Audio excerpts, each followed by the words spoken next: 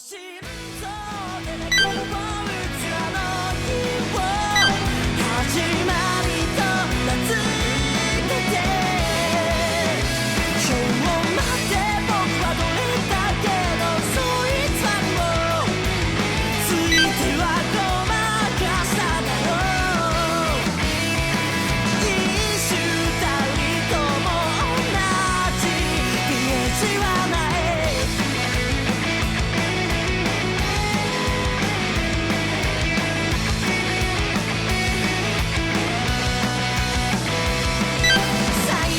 君はもう戻らないんだ社会から見れば窓際の僕が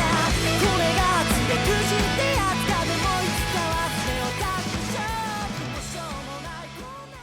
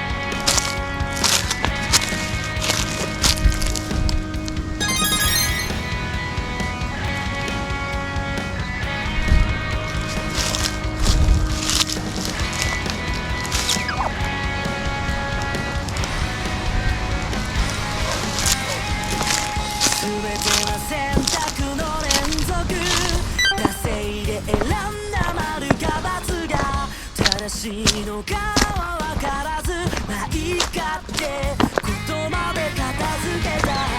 大人になっても分からないことが多くて繰り返す今日の終着点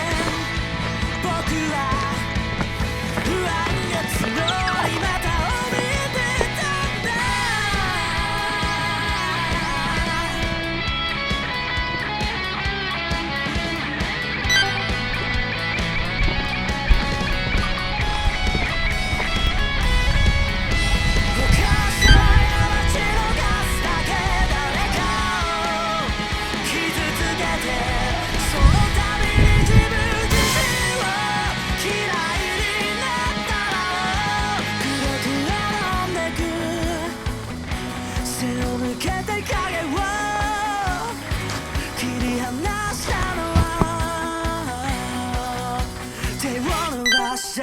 君だった